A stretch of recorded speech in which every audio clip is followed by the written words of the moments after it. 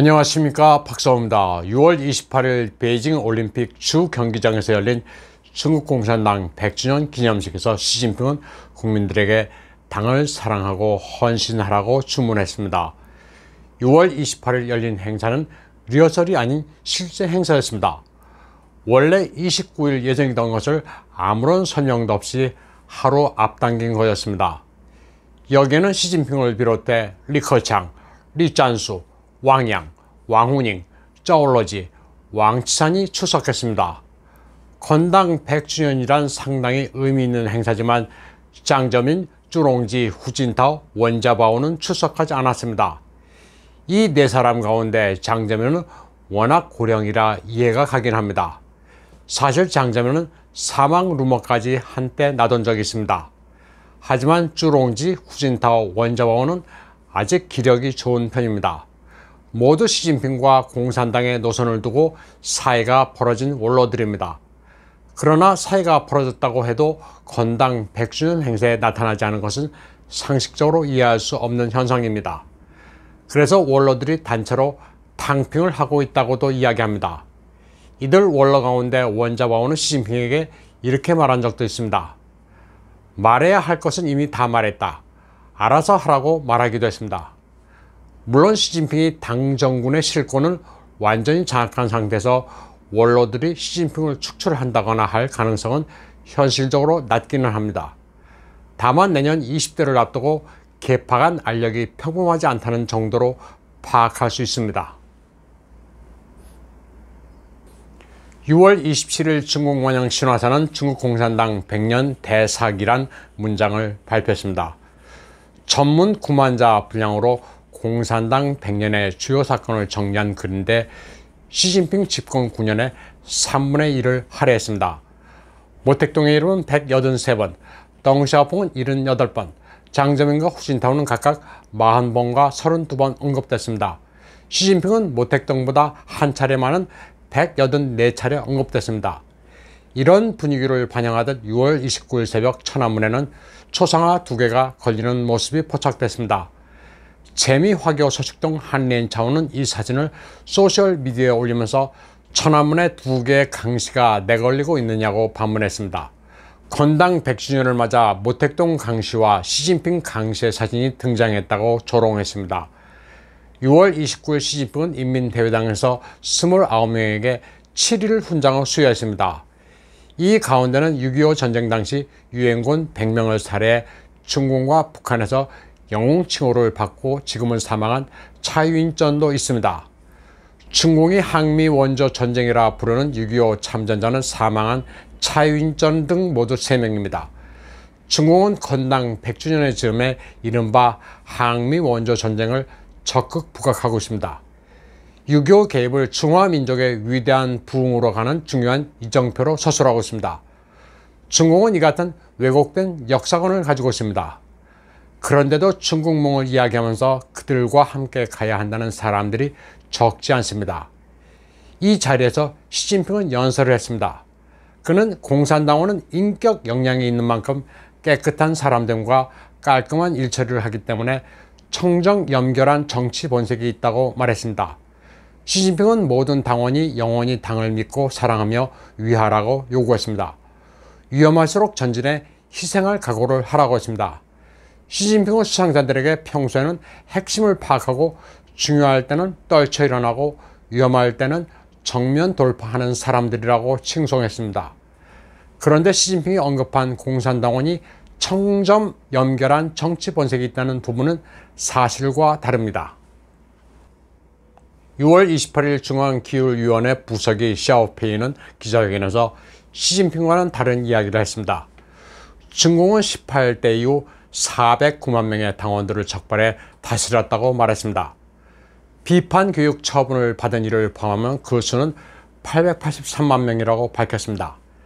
시진핑이 정권을 공고히 한 19대 이후에는 4만 2천 명이 스스로 자수했다고 합니다. 2019년 말을 기준으로 중국 공산당원의 수는 9,191만 4천 명입니다. 9191.4란 숫자도 재미있습니다. 쥐오야오스 곧 죽는다란 표현과 성조는 다르지만 발음이 같습니다. 성공이 공표한 수치에 따르면 과거 8년 동안 전체 공산당원 10분의 1이 징계 처분이나 조사를 받은 셈입니다. 시진핑은 연설에서 워장 우워 보프 오랜민 나는 나를 버릴 것이다. 인민을 저버리지 않을 것이란 말을 했는데 이는 시진핑의 심리 상태를 반영합니다. 스스로가 개인이 아닌 당 중앙인이 충성을 다하라는 주문입니다. 한편 건당 100주년을 기리는 각종 행사에서 괴이한 장면이 연출되고 있습니다. 홍색하고 경연대 무대 위에 개가 올라가 쫓아도 내려가지를 않습니다. 스촨성 이빈에서는 공연을 하던 한 중년 여성이 무대 위에서 혼절에 쓰러집니다.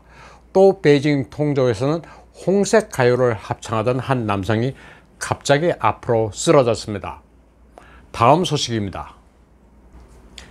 6월 28일 푸틴과 시진핑이 화상회의를 가진 바 있습니다.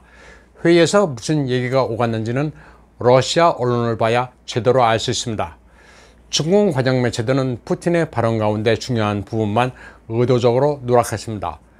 푸틴이 현재 러중 국경을 영원히 인정하라고 시진핑에게 주문하는 부분은 정치적으로 아주 민감합니다. 이 문제는 장저민 시대부터 중화권에서 공산당의 대표적인 매국 행위로 보고 있습니다. 이는 장저민의 유산입니다. 일찍이 소련에 유학한 적이 있는 장저민은 육사 천안문 사태 이후 집권한 이래 1991년, 2001년, 2004년에 러시아와 협정에 계속 서명하며 4,300km에 걸친 현행 국경선을 인정했습니다. 1860년 청조가 블라디보스톡을 포함한 지역을 제정 러시아 소유라고 인정하는 등 양국 간 시비의 소지가 있는 150만 평방미터를 러시아에 양보했다고 중화권의 민족주의자들은 분노해왔습니다. 해외 화교 매체들은 장저민이 일본과 소련의 이중 스파이라는 추문을 숨기기 위해 러시아의 주권을 넘겼다고 여러 번 보도한 바 있습니다. 중화권의 금세인 장저민 치렌, 장저민 그 사람이란 책에 따르면 장저민의 부친 장스준은 친일파로 왕자오밍 괴뢰정부의 선전부 부부장이었습니다. 그리고 장저민 본인은 일본군이 양성한 특무라고 기술되어 있습니다. 장저민은 1955년 3월 창춘 이치자동차의 엔지니어 10여 명과 함께 모스크바의 전기 계통을 공부하기 위해 유학을 했습니다. 그런데 유독 나서는 장저민의 성격은 소련 정보 당국의 주목을 받게 되고 소련 측은 그의 집안 내력을 파악했습니다. 이때 소련의 KGB는 클라바라는 여성 스파이로 하여금 장저민을 유혹하도록 했습니다. 클라바는 장저민의 연인이 되고 장저민 가게의 비밀을 더 정교하게 파악했다고 합니다. KGB는 이로써 장저민을 완전히 장악하게 되고 돈까지 제공하면서 귀국할 때까지 클라바와의 사랑을 보장해 줬다고 합니다. 그리고 그 대가로 KGB 극동 조직에 가입해 소련에 머무는 중국 유학생들의 동향을 보고하라고 종용했다고 합니다. 장저민과 KGB 여성 스파이 클라바의 스캔들은 묘하게도 2014년 바이두에서 잠깐 검색이 가능했습니다. 장저민, 클라바와의 찬란했던 시절을 잊지 못하고 있다는 등의 제목으로 그 추문이 열거됐습니다. 장저민과 클라바 관련 내용들은 며칠 있다가 삭제되기는 했습니다. 이는 장저민이 권좌에서 밀려난 지 한참 된 시점으로 이 또한 계파 간 권력 투쟁의 산물로 이해되고 있습니다. 중공이 소련을 계승한 러시아에게 쩔쩔매는 이유는 장저민 시절 러시아에게 잡힌 약점 때문이라고 합니다. 물론 이를 입증할 방법은 현재로서는 없습니다. 앞으로도 수십 년 지나 혹여 비밀 문서가 공개돼야 밝혀질 문제입니다. 오늘 방송은 여기까지 하겠습니다. 시청해주신 여러분 감사합니다.